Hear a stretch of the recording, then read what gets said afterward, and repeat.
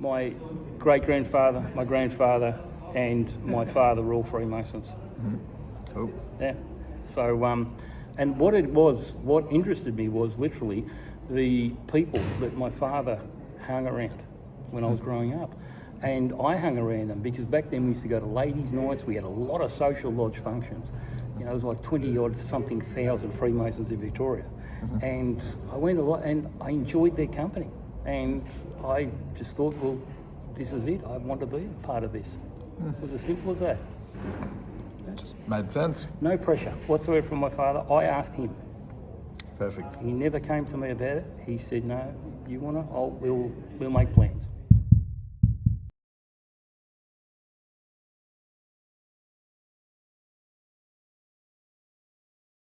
Favourite orders? Well, the favourites have to be pure and ancient masonry, which is the craft, the mark and the Holy Royal Arch. But I'm going to put a little bit of extra onto that. I thoroughly enjoy every order I'm in, and I'm in 15 orders in Freemasonry across the board. But I particularly, the Holy Royal Arch and the mark and the Royal Arch Mariners. But I enjoy all my orders. I get something out of all of them. I call it the Masonic jigsaw. And every time you've gone somewhere else and had another little degree at it, the picture just gets a little bit clearer. A little bit clearer. It's nice like that.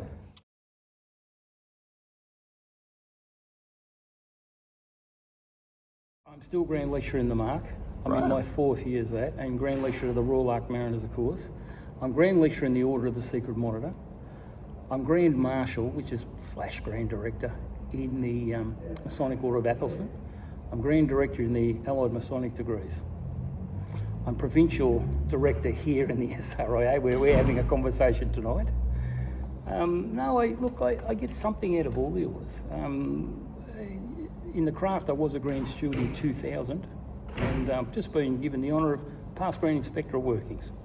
It's only taken 25 years. For the accolades. They catch up eventually with these things. I don't look for them.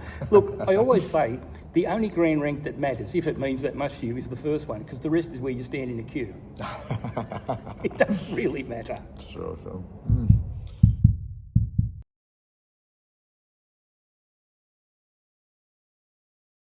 Research. It's a lot of research, and you go over some of the old papers and you look at them, and you think, oh, that's not clear. I find a lot of the old stuff, and I'm talking local old stuff, not external, not deep things like weight and that, but I'm talking local. A lot of it can be very superficial, just on the surface, and I like to dig deeper. And so I'll take a symbol or an element and I'll want to go and research it and give it something else. Just that something. My papers, I'm extremely pleased if one person says to me, I've read your paper and I enjoyed it, or I read your paper and it made me think. I've done my job as far as I'm concerned. It's a good moment when... It is a good moment. It's a great feeling.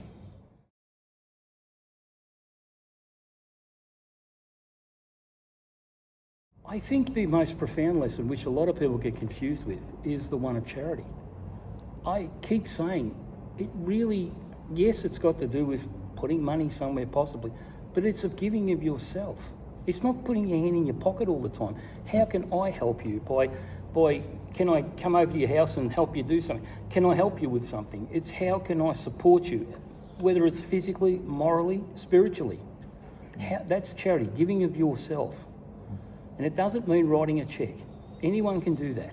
But you give of yourself, it's something different. And that's what Masonic charity, to me, is about. So more effort than... Absolutely. That connectivity with our brethren, which is so important. Because we are a fraternity of brethren.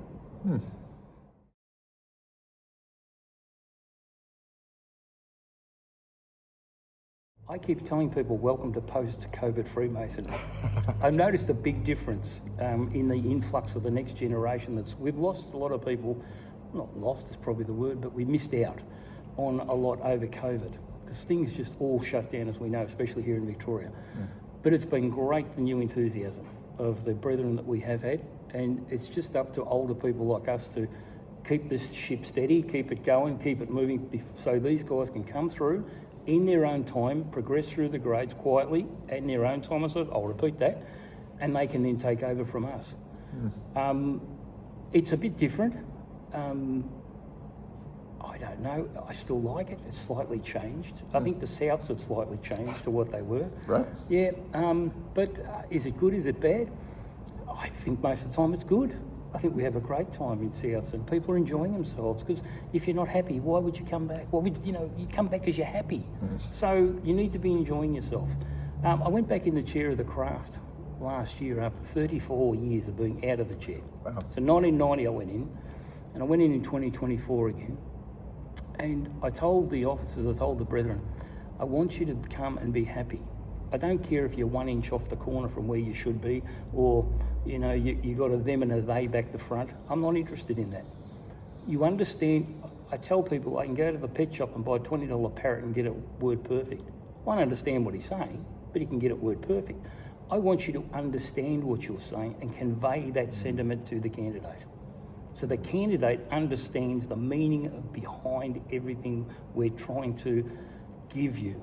That we want to make sure we send you away with the message that's correct, that you remember these things, which I believe is the most important thing. Wonderful. It's a great answer. Thank you so much for your time. You're very That was welcome, excellent. Michael. I knew you'd come through.